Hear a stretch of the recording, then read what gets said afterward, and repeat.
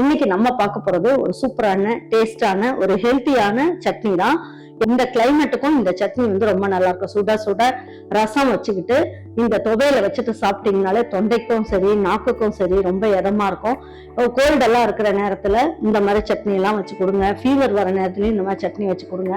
நல்ல ஒரு ஹெல்த்தியா ஃபீல் பண்ணுவாங்க.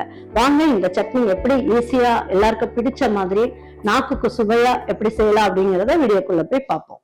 நம்மளோட சேனல்ல சப்ஸ்கிரைப் பண்ணாதவங்க சப்ஸ்கிரைப் பண்ணிக்கோங்க. சமையல் குறிப்புகள்லாம் உடனே உங்களுக்கு வேணும்னு நினைச்சீங்கன்னா பக்கத்துல இருக்க பெல் பட்டனை அழுத்தி வச்சுக்கோங்க. அப்படியே ஃபேஸ்புக், இன்ஸ்டாகிராம், ஷேர் சேட்டை ஃபாலோ பண்ண மறந்துடாதீங்க.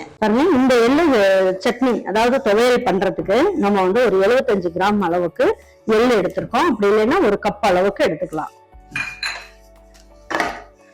பாருங்க, இது நல்லா வறுத்தாச்சு. இப்ப இந்த வறுத்ததை எடுத்து ஒரு தட்டுல மாத்திக்கலாம். இப்ப இதுல ஒரு ஸ்பூன் அளவுக்கு எண்ணெய் ஊத்திக்கலாம்.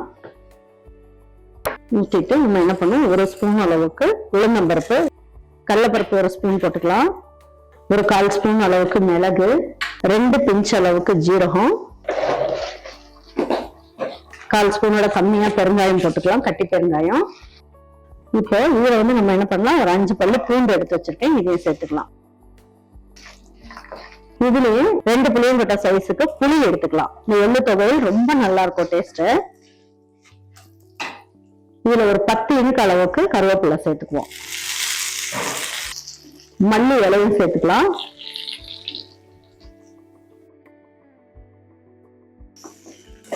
இதுலயும் நம்ம ஒரு 3 டேபிள் ஸ்பூன் அளவுக்கு தேங்காய் துருவல் இதையும் சேர்த்துக்கலாம்.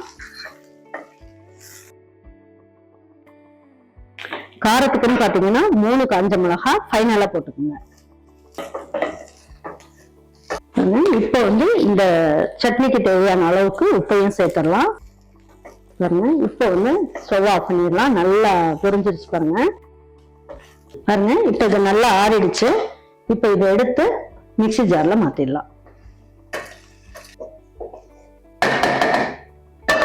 இப்போ இந்த வறுத்து வச்சிருக்க எள்ளையும் இதுல சேர்த்துடலாம்.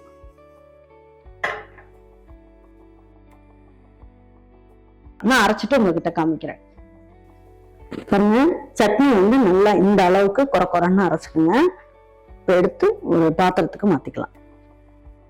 இது கொஞ்சம் தளதளன்னு அரைச்சிருக்கேன். இது சாதத்துல போட்டு சாப்பிடவும் நல்லா இருக்கும். கெட்டி சட்னியா வேணும் அப்படின்னா இந்த அளவுக்கு வச்சுக்கோங்க. தண்ணியா வேணும் அப்படின்னு நினைச்சீங்கன்னா, இட்லிக்கெல்லாம் தொட்டு சாப்பிட்ற மாதிரி வேணும்னு நினைச்சீங்கன்னா இன்னும் கொஞ்சம் தண்ணியா வச்சுக்கோங்க. இது தோசைக்கெல்லாம் கெட்டி சட்னியா வச்சு சாப்பிடும் போது ரொம்ப நல்லா இருக்கும். பாருங்க, இந்த சட்னி தாளிச்சிடலாம்.